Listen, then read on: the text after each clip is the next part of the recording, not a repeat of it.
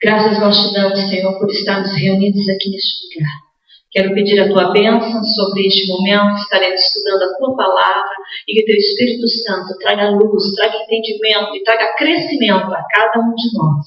Amém e amém. Curso Família Feliz, Projeto de Deus, palestra de número 3. Você pode repetir assim comigo? Curso Família Feliz, Projeto de Deus. Você crê que a família feliz é um projeto do Senhor? Sim? Então aplauda ele, meu amado. Foi ele que fez a família. E fez a família para viver feliz. Aleluia. Glória a Deus. Gênesis capítulo 3.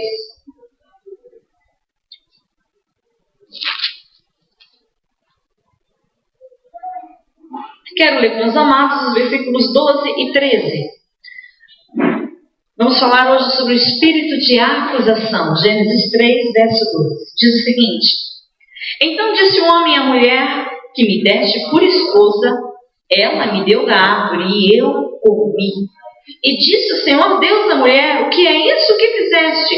E respondeu a mulher: A serpente me enganou e eu comi. O que é que aconteceu aqui? O Senhor fez uma pergunta. Quem pecou? Quem errou? Quem deixou os brinquedos bagunçados? Quem foi que esqueceu de comprar determinado produto que estava na listinha do mercado? Quem esqueceu de pagar a conta da luz ou da água e acabaram cortando? Quem? Ah, foi ele, foi ela, e a culpa daqui, culpa da lá. Resultado, um atribuiu a culpa ao outro. Deus pressiona Adão e Adão falou assim: a culpa foi da mulher. E não foi qualquer mulher, foi a mulher que o Senhor me deu. É como se ele estivesse culpando a mulher e ainda estivesse culpando o Senhor. Porque foi a mulher que tu me deste. E a mulher rapidamente atribui a culpa a quem? A serpente. Ah, não fui eu não, foi ela lá. Foi ela que aprontou, foi ela que fez a coisa errada, e aí um foi acusando o outro. Amado, este é um problema seríssimo nas famílias. Seríssimo. Normalmente, quando as coisas acontecem nas famílias, um acaba culpando o outro. Um atribui a culpa ao outro. Se a criança não é bem educada, é a culpa da mulher. Se aconteceu não sei o que, é a culpa do homem. É muito comum isso dentro das casas. Um joga a responsabilidade em cima do outro e as famílias vão se destruindo, as famílias vão se ofendendo, o homem ofende a mulher ofende o homem, e é aquele problema, é aquela confusão. Há um desgaste emocional tremendo, um desgaste emocional muito grande, porque na verdade ninguém quer assumir a responsabilidade. Ninguém quer assumir. Queridos, se eu derrubar este livro aqui no chão, derrubei, caiu, se espatifou lá no chão, e alguém vai perguntar sobre o barulho: o que aconteceu? Qual será uma comum resposta? O livro caiu.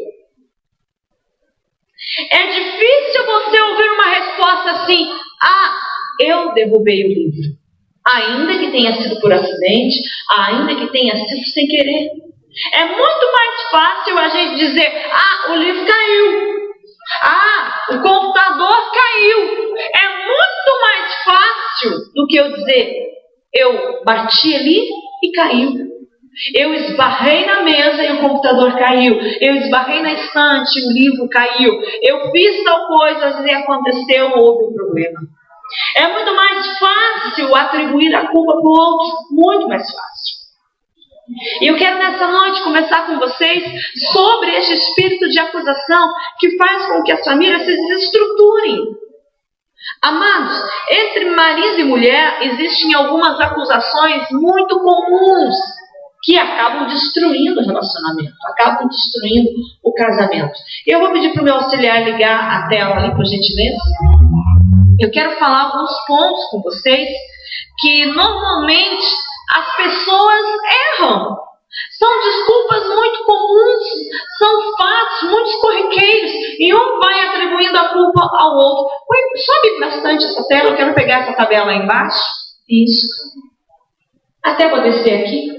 Por gentileza, se puder virar o computador para cá. Se você puder acompanhar aqui comigo, o pessoal não consegue ler. Difícil, né? Quero chegar aqui pertinho. Se você vê que tem espaço aqui, bem que dá que todos enxerguem. Se aproxime, por gentileza. Pastor, apaga a luz do altar, por gentileza. Bem aqui na frente tem espaço. Pastor, apaga a luz do altar, por gentileza.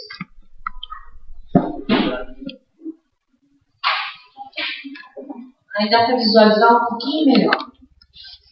Em breve nós vamos ter multimídia aqui. A tela já está preparadinha atrás daquela cortina. Aquela cortina ali é um enfeite, mas já está a preparação do telão da mídia. Em breve teremos o telão da mídia. Por enquanto, vamos nos virando aqui com o correto projetor. Queridos, espírito de acusação.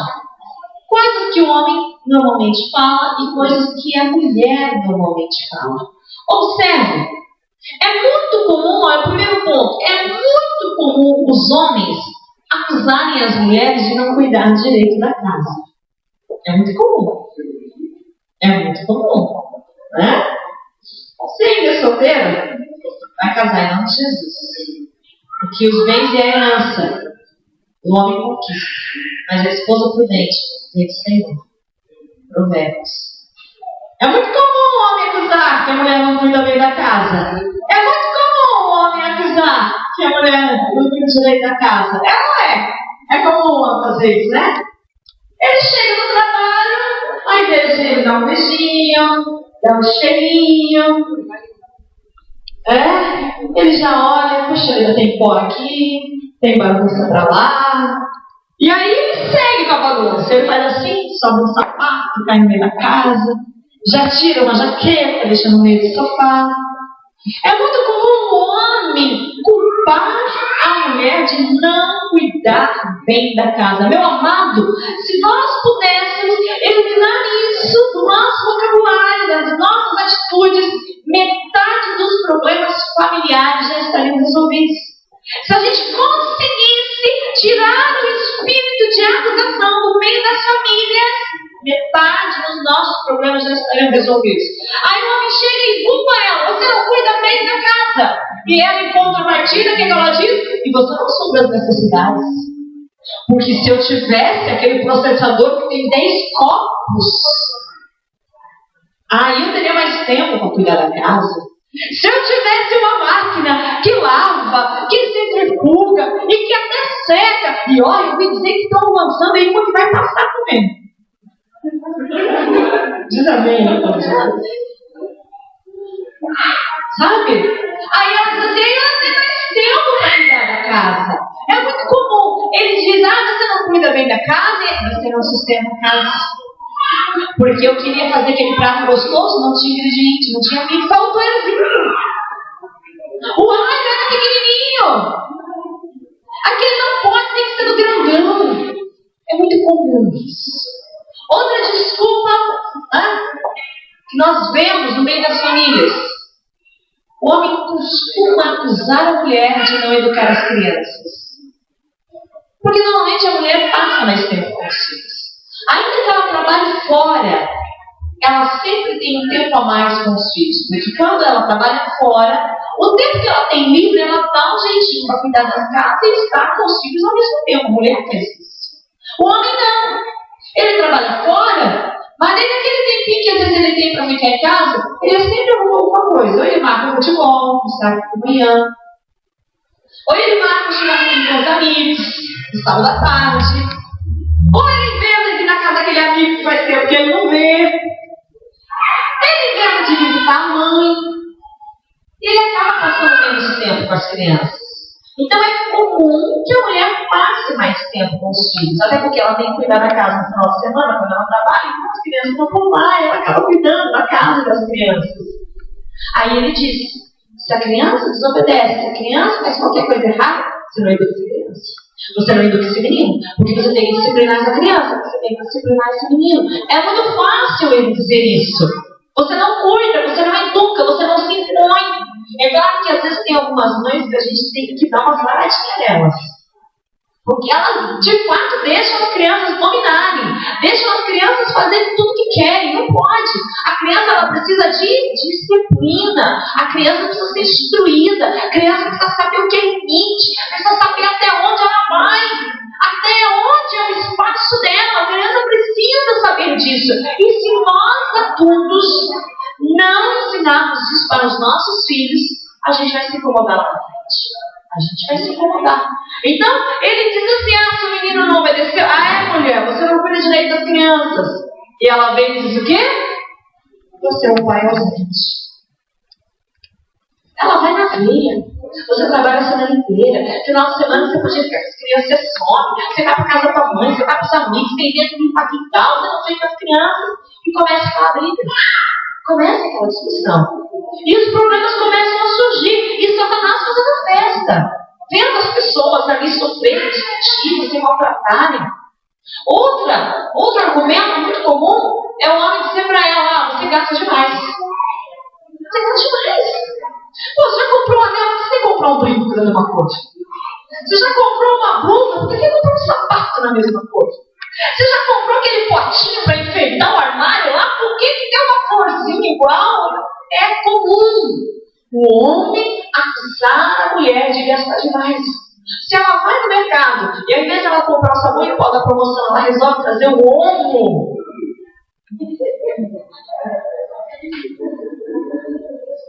Pode saber que vai ter barraco naquela noite. Entendeu? O homem costuma acusar a mulher de gastar demais. Costuma. Ele quer o melhor prato, mas ele não quer que gaste os melhores ingredientes do mercado. E aí começam os problemas. Aí ele vai acusando ela. Você gasta demais, você gasta demais. E a mulher vai ficando com aquilo na cabeça. Pois ela gasta demais. Aí o que ela faz? Você ganha pouco. Se você ganhasse mais, você vai achar que eu gasto muito. É incrível como um vai se defendendo do outro, e nessa defesa eles vão se ajudando, eles vão se acusando, eles vão arrumando problemas, eles vão arrumando confusão. Olha o que mais acontece. Ele diz, ela demora demais para se arrumar. E de fato tem algumas que levam algumas horas para se arrumar. Seja para ir na padaria. É o cabelo, é o batom, é a roupa, ele troca aqui, põe uma, ele põe duas, põe três. Claro que tem umas que são super rápidas, super práticas. Eu, enquanto eu me banho, já estou pensando na roupa que eu vou pôr. É aquilo, eu saí do quarto, eu separei e tal, pronto. Eu sou muito dinâmica, eu sou muito rápida. É muito raro eu trocar uma segunda vez uma peça de roupa. Se eu me vestir, eu vou olhar no espelho. É raríssimo eu voltar para trás e trocar de roupa. Muito raro. Tem mulher que coloca uma vez, coloca duas, não, tá bom, coloca três, não, tá bom, vai trocando, vai trocando. E aí ele começa a reclamar, porque você demora demais para se arrumar. Você demora demais. Aí ela olha para mim e você se arruma de menos. Olha onde você vai. Olha essa camisa largada para fora da calça, arruma essa gola, e esse cabelo tá deslimitado, e não sei o quê, e começa a complicar. É de manhã, é de tarde, é de noite. É de manhã, é de tarde, é de noite. Um acusa, o outro defende. Um defende, já acusa, e o outro vem acusando, e aí as famílias vão caindo no laço de briga, de desrespeito, de falta de sabedoria. E vai se perdendo a ligadura. Vai se perdendo, vai se perdendo. Uma outra acusação comum. Ele diz a ela, você errou no tempero, queimou uma coisa. Agora, elogiar que faz um ano que a comida dela estava maravilhosa, difícil. Mas se uma vez ela exagerar ou diminuir no sal, ou no tempero, ou no azeite, pode ter certeza que ele vai falar. Ele vai reclamar, ele vai comentar, porque não consegue, acabou com isso. Ainda que ele enche de feijão, ele vai engolir aquele feijão e vai querer comentar. Porque você deixou o feijão cru, ou muito salgado, ou aguado, que pareceu uma lavagem. Tem mulher que já ouviu isso. Então aquele espírito de acusação entra no meio das famílias e começa aquele bate-rebate. Tudo desnecessário. Porque não foi assim que Deus fez a família. Deus não fez a família para viver brigando, viver discutindo, viver se acusando, viver se maltratando, não. Deus fez a família para que a família possa viver em paz, em unidade, em harmonia. Amados, família feliz é um projeto de Deus. Aí ele acusa, diz que ela errou, que ela queimou. Você não me elogia nunca quando eu cozinho bem. Aí acaba aquele almoço, umas vão chorar de tarde no quarto, outras vão escrever no diário, a outras vão falar um monte por trás, a outra vai ligar para a mãe, vai contar o problema, a sogra vai se doer. Problema feito. O que é comum também, muitos homens chegarem em casa, e às vezes a casa está impecável. Às vezes a casa está arrumadinha, às vezes a casa está bonitinha. Mas ele olha e viu que na hora da arrumação, ela tirou aquele troféuzinho da estante de baixo e acabou colocando na prateleira de cima. Pronto, fez a confusão. Ela limpou com tanto cuidado a casa, deixou tudo bonitinho, mas ele viu um botão, uma agulha, um guardanapo no armário, na porta trocada do armário. Começa a acusar, começa a brigar, começam a discutir. E Deus olhando lá do céu, botando a cabeça com frescos. Não é assim para ser, eles têm que estar unidos, viver em paz, viver felizes. Amados, muitas vezes nós somos muito pavio curto demais. A gente tem que fazer uma oração, sabe? Para que Deus parece que aumente um pouquinho o nosso pavio.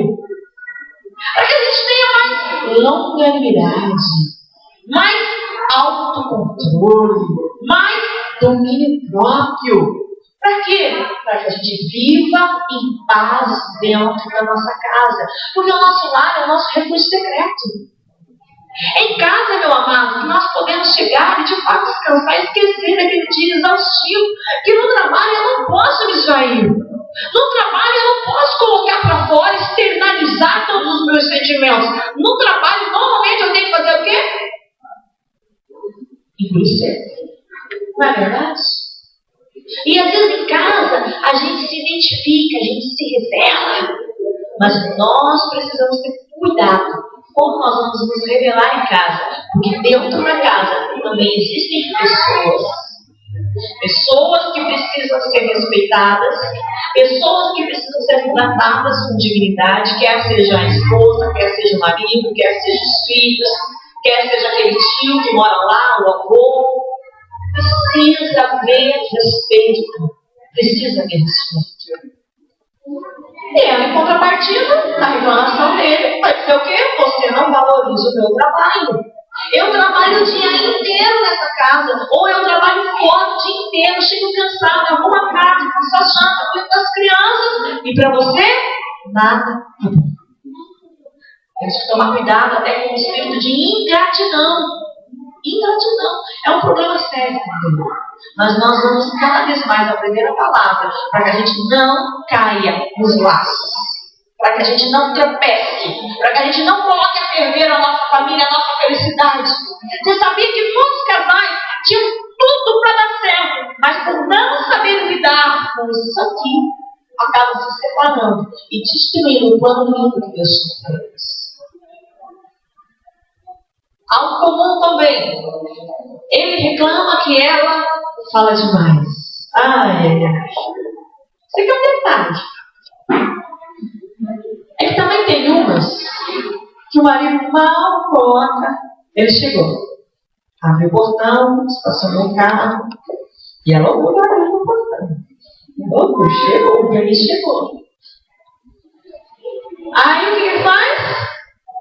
Mal ele consegue abrir a porta, já vem aquela metralhadora. O cachorro fugiu. O gato fugiu. A lâmpada queimou. Falta isso, falta aquilo, falta aquele outro, tem que pagar isso, tem que pagar aquele outro. Oi, bem. Oi, amor. Tudo bem? Tem mulher que é assim. Não espera o homem entrar pra dentro de casa. Não espera ele fazer assim. Lar, doce lar. Tem mulher que espera. Já vai despejando. Porque se não me ligou, você não tinha que me ligar 3 horas? Não era assim combinado. E vai, metralhando. Ele já está cansado, já está com a cabeça cheia. E ela começa e não para, e começa e não para, e continue, não para, continue, não para. Não é fácil isso. Não é fácil. Aí ele diz que ela fala demais. Você fala demais, mulher, não deixa aguenta. Some daqui. Isso quando ele não faz esparramo já, né? Tem isso que são mais delicados. Aí ela reclama do quê?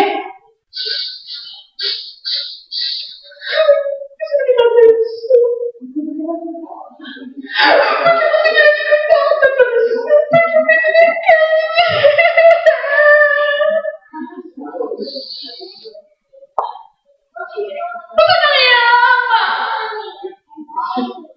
Tem umas que só Jesus não fala. Tem mulher que você faz de vítima, e chora, e faz de drama. Coitado, Senhor. Que Jesus possa libertar tanto esses homens estúpidos quanto essas mulheres aí que se faz de vítima.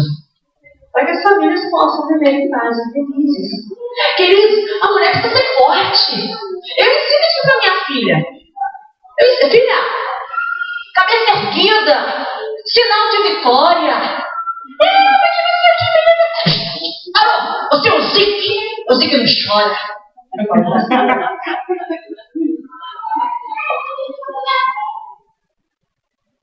Eu chorei a morte da minha mãe aos 6 anos, de 6 anos aos 10 anos eu chorei a morte da minha mãe. Com 14, 15 eu chorei a morte do meu pai, uns 2, 3 anos. Eu chorei mesmo. Tem que ser um parto muito forte para me derrubar. Queridos, quando eu choro, eu estou no altar. Na presença de Deus, eu sou uma chorona. Diante da vida, não. Diante da vida, não. A gente precisa se posicionar. Precisa se posicionar. Porque se eu aceito e começo a me refugiar nessas coisas, daqui a pouco, tudo eu vou querer resolver no choro. Não pode. É claro que tem momentos que nós precisamos desabafar. Aí eu vou no quarto, eu chaco o travesseiro, tá certo isso mesmo. Não fique se fazendo de vítima pro seu pai, não fique se fazendo de vítima pro sua mãe, não fique se fazendo de vítima pro seu marido, não fique se fazendo de vítima pro seu pastor, na igreja. Tem gente que faz isso com uma propriedade incrível. Incrível. Esses dias, recebi uma mensagem de uma pessoa que disse: porque você não vem me visitar, porque você não me ama, porque você não se importa comigo. Mas peraí, você mora 2 quadras da igreja, você mora na igreja. Pô, eu te liguei, eu te mandei mensagem, eu te mandei telegrama, fomos te visitar a semana passada, você não veio tal dia, não veio tal dia, não veio tal dia. Não veio. Gente, não é assim. Mora 2 quadras da igreja. É claro que nós, como corpo de Cristo, a gente se preocupa com os outros. Sim, não, sim, devemos fazer isso. Mas tem gente que se faz de vítima. Tem gente que se faz de vítima. E quer sugar. Teve um irmão na família que teve um caso que, porque eu quero isso. Ok, vamos ajudar. Eu quero aquilo. Ok, vamos tentar ajudar. Daqui a pouco chegou uma situação que a pessoa estava trazendo as contas já para nós pagar. Eu falei: opa, peraí. Traz seu currículo que eu vou levar em tal lugar. Diferente, você não concorda comigo? Socorrer numa emergência é uma situação.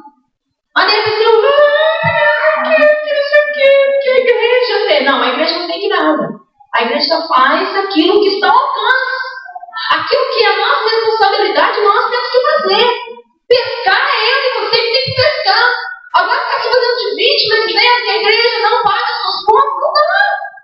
Não tem condição. Não tem. Aí ele diz que ela fala demais e ela diz que ele não dá atenção.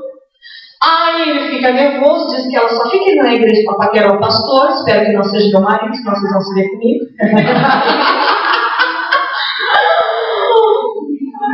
Frustrações à parte, né? E ela, em contrapartida, diz o quê? Você não tem fé, você é insensível, você não acredita em Deus. Fica difícil. Fica difícil. Ele acusou daqui, ela acusa de lá. Adão culpou a Eva culpou a serpente e o espírito de acusação se instalou. Se instalou. Meus queridos, não pode ser assim. Nós precisamos assumir a responsabilidade. Opa, dá licença. Ai, passei. Quebrei. Dá licença. Eu, desatenta, tropecei, caiu aqui. Dá licença. Precisamos assumir a nossa responsabilidade. Aquilo que é a minha responsabilidade, eu preciso assumir a minha responsabilidade. Se eu sou homem, eu tenho que bater no peito e dizer: eu sou homem, eu vou assumir a minha responsabilidade. Eu vou chamar para mim a minha autoridade como sacerdote, como provedor, e vou fazer a minha parte. Se eu sou mulher, eu preciso assumir o meu papel. Preciso ser guerreira, preciso ser forte, preciso ser valente. E preciso ser submissa. Não é fácil para algumas.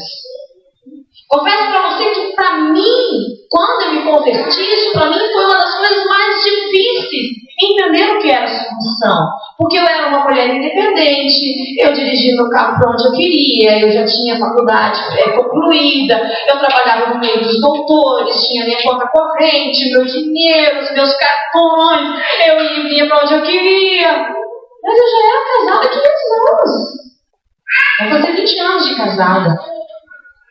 Mas aí eu entendi que algumas coisas eu não podia fazer sem a permissão do meu marido. Alguns passos eu não podia dar sem consultá-lo.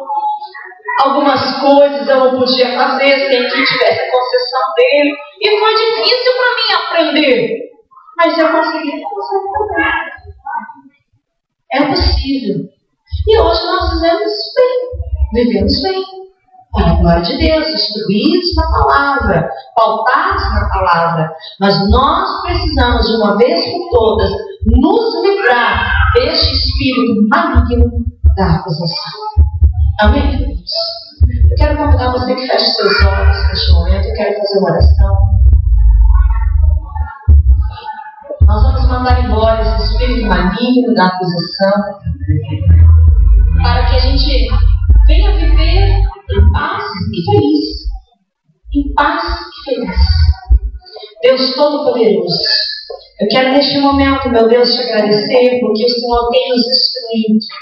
E que ao sermos instruídos, meu Pai, nós possamos colocar em prática tudo aquilo que o Senhor quer nos ensinar. E que haja crescimento, que haja desenvolvimento, que haja maturidade. Deus Todo-Poderoso, se há alguém no nosso meio, ou se há alguém ouvindo essa palestra pela internet, por um DVD, meu Deus, que ainda está sofrendo sobre a opressão desse espírito de acusação, que possa ser liberto. E que essa pessoa também não venha ser uma opressora, acusando o próximo, acusando o mais fraco. No nome de Jesus, que o povo de Deus seja liberto desse espírito maligno que faz com que a pessoa atribua culpa a outra e não tenha coragem de assumir a responsabilidade, se arrepender e consertar. No nome de Jesus, que o teu povo seja valente e assuma as suas responsabilidades e cresça na honra e a glória do teu santo nome. Amém. Amém, queridos? Amém. Glórias ao Senhor. Abra sua Bíblia no profeta Isaías.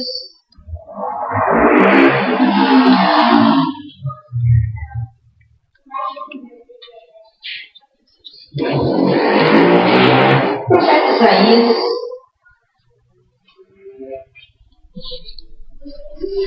58. Quero ler um texto contigo. Para concluir este assunto, nós já vamos falar sobre comunicação. Isaías 58.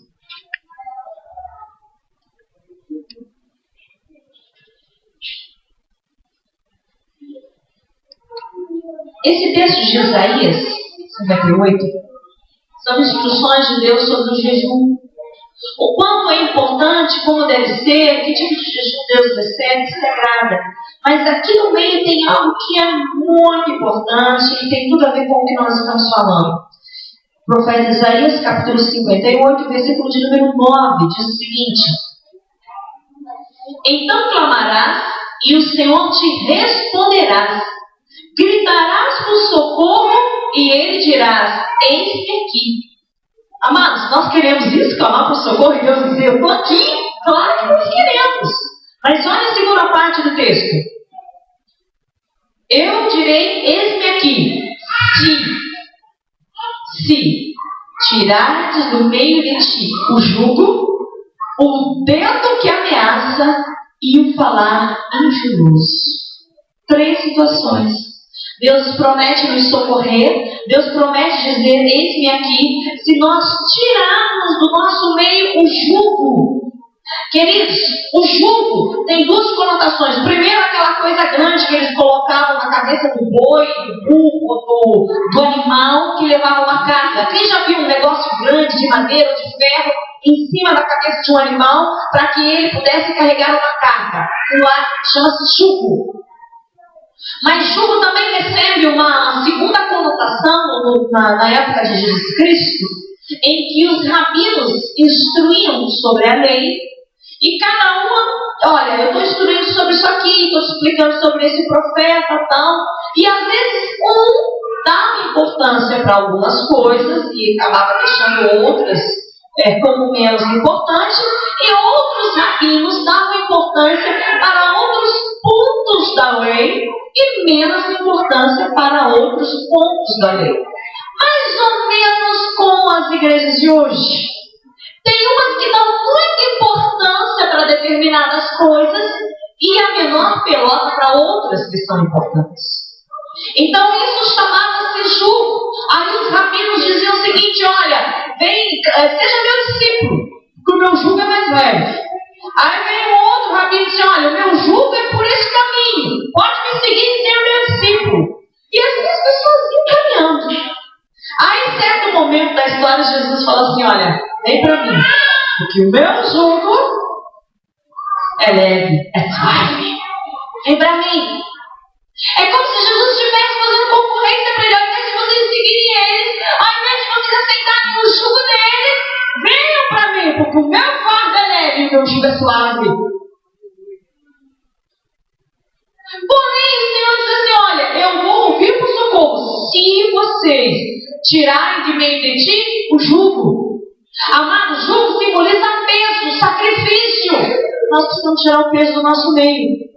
E tirar peso pode representar isso aqui. Quantas famílias estão levando cargas porque um fica acusando o outro? Um culpa o outro, ninguém resolve nada. Eles só vão empurrando para bater e sofrer. Outra coisa que acontece: se tirares do meio de ti o dedo que ameaça. Quantos e quantos homens são autoritários ao invés de exercer a autoridade dentro de casa? Na palestra anterior nós falamos sobre a diferença entre autoritarismo e autoridade. Muitos são autoritários e com o dedo que ameaça eles impõem. E a família simplesmente se submete por medo. Às vezes a mulher por medo de até apanhar, de ser agredida fisicamente. E o Senhor diz algo mais ainda: olha, eu vou ouvir se vocês tirarem o jugo, tirarem o dedo que ameaça, que é a acusação, literalmente esse espírito maligno da acusação, tirarem a acusação do vosso meio, e eu vou ouvir vocês se vocês tirarem o falar injurioso. Tirarem o falar injurioso. Queridos, isso aqui é importante. Porque se nós estamos nos libertando do espírito de acusação, nós também precisamos aprender a nos libertar do falar injurioso. E este é o segundo problema que as famílias enfrentam. Uma causa grandiosa falha na comunicação. Uma falha na comunicação. Quem já estava navegando e a rede caiu? Quem já estava navegando na internet e a rede caiu? Quem já passou essa experiência? Aconteceu com alguém? Não já aconteceu. Como é que foi essa experiência, Nada? Não foi muito boa. Como é que foi essa experiência? O que você sentiu? Foi triste. Ficou triste. Aconteceu lá, não. E aí? Ficou brava? Estava navegando e a rede caiu? Deixa eu ver pra cá. Pra cá tem gente aqui. Quem estava navegando e a rede caiu? O que aconteceu com você? Ficou meio desfechado, né? Tem resposta, alguma coisa. Ficou meio injuriado. Ficou injuriado. Ficar injuriado até pode, só não pode só, né? Se for sobre aí, sobre injúria. Queridos, a comunicação é um problema muito sério mesmo. Eu quero falar um pouquinho sobre isso com você hoje. Se tem algo que nós precisamos de uma vez por todas entender, eu quero que você repita isso comigo, que o homem é um ser social. Repita assim comigo, o homem é um ser social. E todo ser social precisa se comunicar. Um famoso apresentador de televisão, que já faleceu tem muitos anos, disse o seguinte: quem não se comunica, se comunica, né? Gente, aquele índio sabia o que falava, viu? Vocês sabem o que eu estou falando, né? É que é da época que você não era crente, vocês sabem. Se fosse da nossa época de crente, a gente nem ia ficar sabendo, né? Tem uns novinhos que dizem assim, tipo, ninguém tá sabendo. Eu sou nova ainda, meu papai, esse olhar aí. Eu sou jovem ainda. Sou jovem. Se você entra numa sala de aula ali, divulgar o curso de espanhol numa escola aqui embaixo, como eu sou diretora aqui na sala de aula, divulguei o curso dos alunos. Porque eu entrei para a sala, a primeira menina que estava na frente olhou para mim, nossa, que menina bonita você! Eu falei, nossa, muito obrigada pela menina. Muito obrigada. Ela sentiu a presença de Deus, é óbvio. E ela não sabia como expressar, ela disse aquilo, menina bonita. Queridos, a comunicação é algo muito importante. E se nós não soubermos conversarmos com as pessoas, a gente vai ofender, a gente vai magoar, a gente vai chatear. Quantos aqui já foram ofendidos por alguém alguma vez? Todos nós já fomos. E na maioria das vezes, de forma injusta. Na maioria das vezes, de forma injusta. Nós somos o quê? A gente diria injustiçados. Porque nós somos ofendidos. Nós somos mal compreendidos. Eu quero escrever algumas palavras aqui. Eu quero falar sobre a teoria da comunicação. Eu fiz uma tabela aqui. Quem já conhece essa tabela? Quem já viu essa tabela alguma vez? Pode acender a luz de número 1, por gentileza? Quem já viu esse gráfico aqui alguma vez na vida pensando em comunicação? Levanta a mão. Uma pessoa. 2 pessoas. Ok. Muito bem. Vou escrever uma palavrinha aqui. Isso mesmo. Isso, Frui. Emissor. E aqui vou escrever outra palavrinha. Receptor. Escrevi errado. Pegou. Apagador ali também. E o receptor. Queridos, quando nós temos o entendimento sobre a teoria da comunicação, algumas coisas facilitam para nós. O que é um emissor? O que é um emissor? Fala aí. O que é emissor, povo de Deus? Vocês têm que ter uma noção do que é. Fala aí.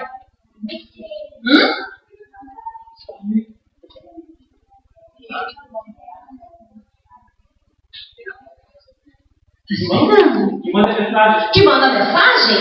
Ótimo. É isso aí? É? Ok. E o que é um Aquele que recebe. Estamos falando de teoria da comunicação. Então, toda comunicação, ela precisa sair do ponto A e chegar ao ponto B. Ela precisa caminhar. Se a internet não manda sinal lá da Ethernet, da ADSL, o sinal, a mensagem não chega para nós. Não chega. Então, do receptor, do emissor, precisa chegar ao receptor. O receptor, ele é o destinatário. Saiu de lá, qual é o destinatário? O meu receptor. Para que uma conversa aconteça de forma fluente, precisa haver um contexto. E o que é contexto na teoria da comunicação? Quem tem noção? Conversa? Fala mais aí. O que é contexto? Um assunto? Queridos, se você estiver anotando, anote aí. O contexto são as circunstâncias. São as circunstâncias em si. Eu preciso ter uma noção daquilo que o meu emissor está me enviando. Senão a mensagem não vai chegar com qualidade até mim. Não vai. Eu preciso ter uma noção. Não adianta o camarada chegar aqui para mim, olha, e o zagueiro saiu da ponta esquerda e foi para a ponta direita. O que é zagueiro? Eu já ouvi falar, já tô tanto vocês vão falar por aí, eu já ouvi falar. Mas eu não sei direito o que significa. Por quê? Porque isso não faz parte do meu contexto. Não faz parte. Agora, se eu entendo um pouquinho de futebol, opa, do meio, é do meio que fala? Aqui é a ponta do meio? Ponta esquerda, ponta direita? Então, aí já, a camisa 10, camisa 11, lado direito, lado esquerdo, flanelinha, é isso? Eu sei. Precisa haver um contexto. Aí o cara chega em casa, é porque eu fui passar os fios lá, não sei o que, no trabalho, e a engrengrena da grampola da arrebentada do parafusinho que estava entortado. A mulher, o quê? Pode repetir? Escreve por gentileza. Sabe escrever? Precisa haver um contexto. Não adianta ele querer enfiar na cabeça dela as coisas do trabalho, que tem certas coisas que ela não vai entender. Não vai entender. Não vai. Então precisa ter cuidado nessa comunicação. Então, do emissor, parte com o receptor, precisa haver um contexto. E desse contexto surge, o contexto é o que? Lembra que eu falei? As circunstâncias. E aí precisa ter uma mensagem. Precisa ter uma mensagem. O que é a mensagem? Fala aí. Quero ver se vocês são bons comunicadores. O que é a mensagem? A informação. Falam tudo. A mensagem é o conteúdo da informação. Porque às vezes o cara fala tudo. Ela fala tudo para ele, menos o que interessa. E aí, não há comunicação. A coisa já fica mais difícil quando tem pessoas que estão assim, ó. Eles falam, vamos supor, é uma frase. Eles falam a primeira, a segunda palavra, aí eles pulam a terceira, falam a quarta, a quinta e a sexta, e dizem que quer que você entenda. E aí, não, entendeu? Não, você devagar, hein? Já demonstra para você. Não, mas me explica direito. Não, você não entendeu. Não, porque você tem que entender, peraí. Como é que está o contexto? Quais foram as circunstâncias? Existe conteúdo nessa informação? Então nós precisamos aprender, primeiramente, falar as palavras inteiras. Amém? Povo que gosta de ficar no chat, no Messenger, de escrever as palavras com 3 letras e mudar os fonemas. Não faça isso, meu amado. Não faça isso. Não ensine o seu filho aquela linguagem. Não deixe seu filho ficar usando aquela linguagem que encurta uma palavra grande para 2, 3 letrinhas. Nós estamos criando uma geração de adolescentes, de jovens e até de crianças ignorantes. Ao invés de eles continuarem sendo alfabetizados, eles estão se desalfabetizando. Eles, não. Daí chega a prova do Enem, eles escrevem lá.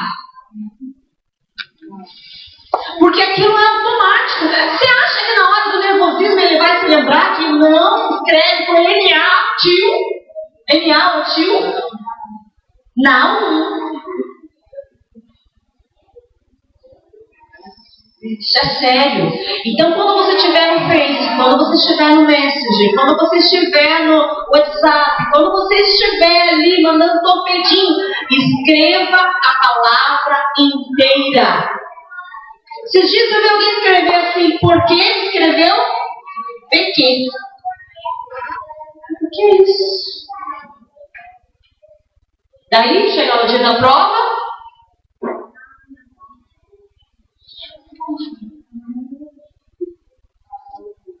é automático.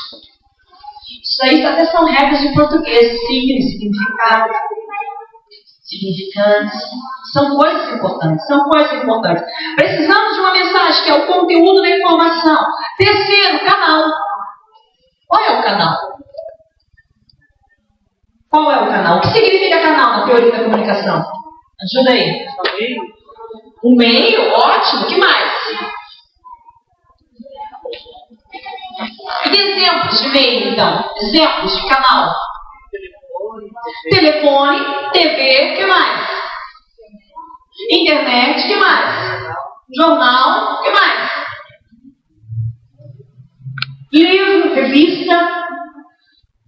É tudo aquilo que ocupa ondas sonoras, letras, assim, né? No livro, impresso alguma coisa, e até minha própria voz. É um canal. E esse canal ele pode ser prejudicado se eu não souber usar bem esse canal. Então, o canal é um meio físico o qual a mensagem ela é transmitida. Por fim, temos ali o código. Até já tinha lido nas coisas sobre o código, né? Código. O que é o código dentro da teoria da comunicação? O que é o código? Vocês têm noção? O que é o código, povo de Deus? Não.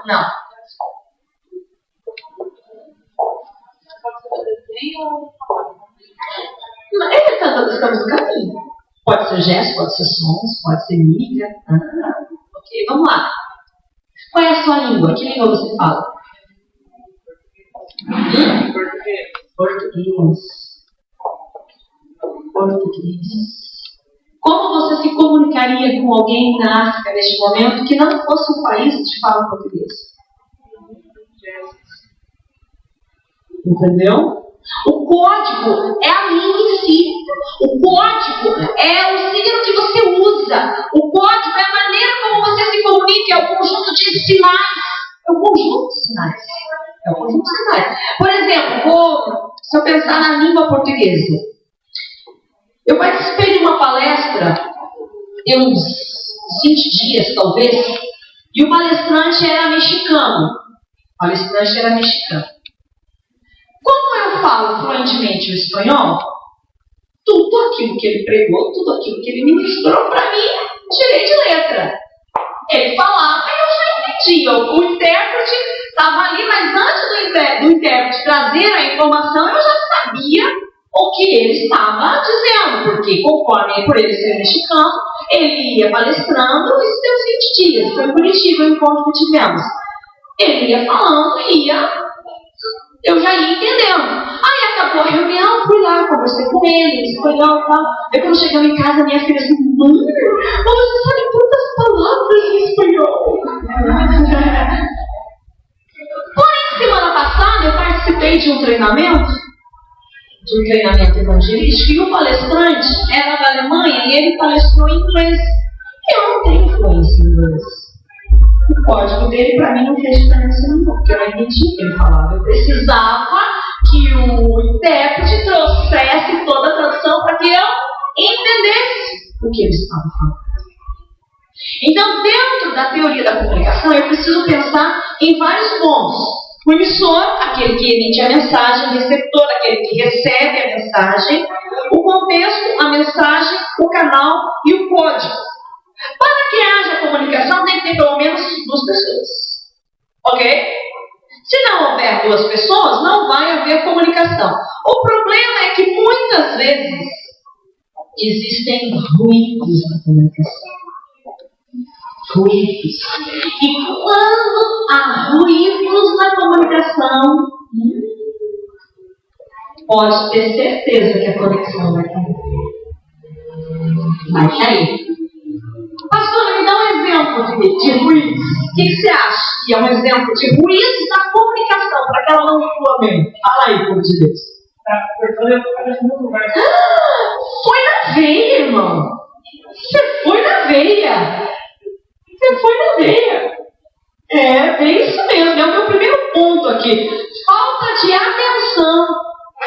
Falta de atenção. Por que os casais não se comunicam bem? Porque ela está enchendo tanto a cabeça dele com um montão de palavra que ele já está pensando, será que ela fez a janta? Será que aquela camisa que eu vou trabalhar amanhã ela passou? E ela está falando. E no meio daquele montão de palavra insignificante que ela despejou em cima dele, ela disse uma frase vital para a família. E é óbvio que ele não escutou. E no dia seguinte a bomba vai estourar. No dia seguinte a bomba vai estourar. Eu te disse, você não me disse nada. Então, a falta de atenção é o ruído da comunicação. As pessoas não prestam atenção naquilo que está sendo falado. E depois dizem que ninguém me disse, ninguém me ensinou, ninguém me explicou, ninguém me falou que era assim. Você faz de vítima, chora, manipula. Deus está falando, né? Segundo, impaciência. Gente, isso é um problema. Impaciência. Tem gente que não tem paciência para ouvir. Tem alguém que está falando e a pessoa, o que já está saindo. Tinha uma pessoa, eu conheci uma pessoa no passado, que ia na nossa outra igreja. Vem aqui, pastor, por favor. Essa pessoa estava entrando na igreja. E a gente tem costume de abordar quando nós saímos da idade. A pessoa entrou. Eu estou entrando. Eu venho ao encontro dela para cumprimentar. Ela vem, paz. Ela não tinha paciência. Ela não tinha paciência de parar. Paz, irmã, como é que você está? Olhar no olho, olha, fiquei preocupada. Que bom que você está aqui hoje. Seja bem-vindo à casa do Senhor. Não. Essa pessoa entrava e você fazia. A gente ia para cumprimentar. Ela voltava a levar o braço da gente junto. Eu pensei, é comigo o negócio. Acho que é um negócio de olhos verdes. Era comigo, pastor, com o presbítero, Não era a pessoa que era assim. Ela não tinha paciência para parar, para ouvir. Não tinha paciência. Era espiritada. Começava a mensagem, depois já estava montando, estava dentro do banheiro. Estou indo embora, tchau. Não tinha nada a fazer. É que a pessoa é assim, paciente mesmo.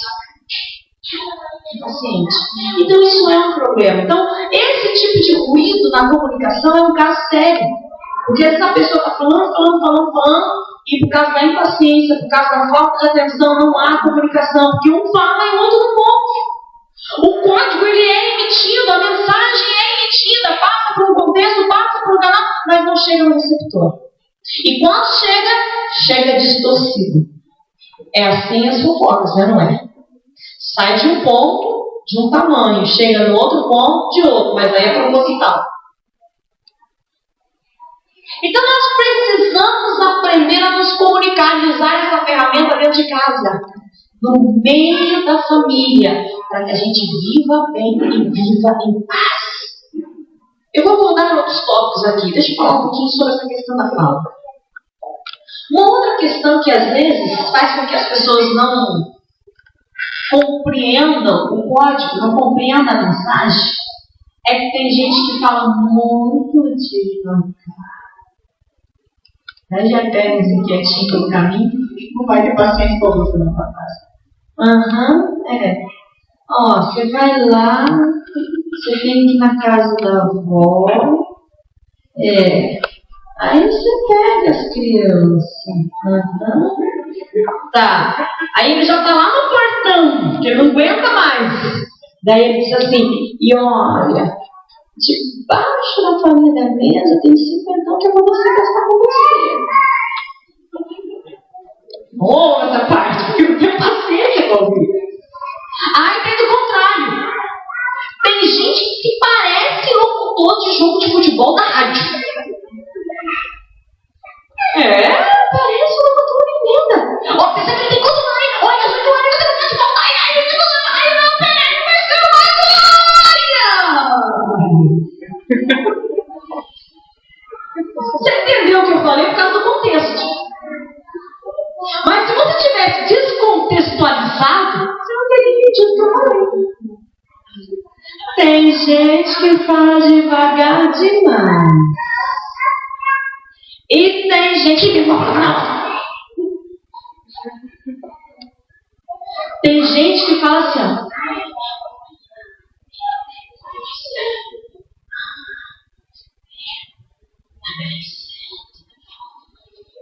Tem que fazer. Abre a boca, irmão.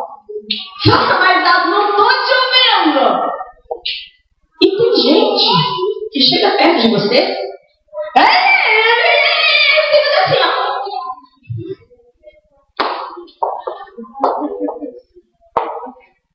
Uns falam rápido demais, outros falam devagar demais, outros falam baixo demais, outros falam alto demais. Quem fala alto demais não consegue prender a atenção das pessoas porque irrita. A voz irrita. Quem fala baixo demais dá vontade de dar um carinhozinho no traseiro da pessoa, para ver se ela se esperta, pega no tranco. Nós precisamos tomar cuidado e atentar para os altos e baixos da fala, para a velocidade, atentar para essas coisas. Por quê? Porque senão vai haver falha na comunicação. E se houver falha na comunicação, a gente está com problemas seríssimos. Vamos para frente. Falha na comunicação. Dor de cabeça. Ele está cansado, ele está com dor de cabeça e ela não para de falar. Ele não está entendendo nada do que ela falou. A mesma coisa é ela. Às vezes ela teve um dia cheio, as crianças sugaram todas as energias dela e ele chegou e deu aquela lista, porque eu quero que amanhã você faça isso, eu quero que você faça aquilo outro, que você vai então gato, que você... Ela está cansada, com dor de cabeça, não vai ter comunicação. Outra coisa que é complicada, dores em diversas partes do corpo, dor de cabeça, dor de estômago, dor nas costas, às vezes uma doença, uma gripe. Nós precisamos tomar cuidado, porque às vezes quando a pessoa está debilitada fisicamente, as chances dela não se comunicar direito é muito grande. É muito grande. Então, aquilo que de fato é importante, nós precisamos aprender a repetir. Você teve uma conversa de 10 minutos com alguém. Isso.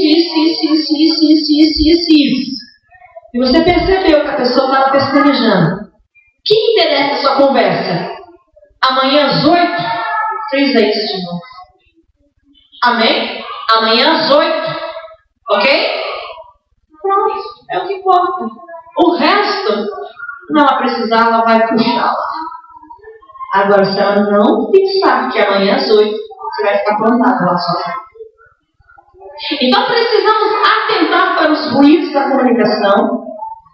E na semana que vem, nós vamos entrar sobre essa teoria aí na Bíblia. Hoje tive teoria. Agora eu vou mostrar isso aqui na Bíblia para vocês semana que vem. Que Deus te abençoe grandemente. E eu quero já fazer uma oração para que nós possamos ser sábios e possamos nos comunicar bem. No nome de Jesus. Mas eu quero que você saia do seu lugar, nós possamos fazer um círculo aqui na frente e nós possamos orar para que, como igreja, sejamos bons comunicadores. E dentro de casa, ao sermos bons comunicadores, a gente viva bem, em paz e feliz com a nossa família. Você pode se aproximar aqui de mim e no mundo, eu prometo.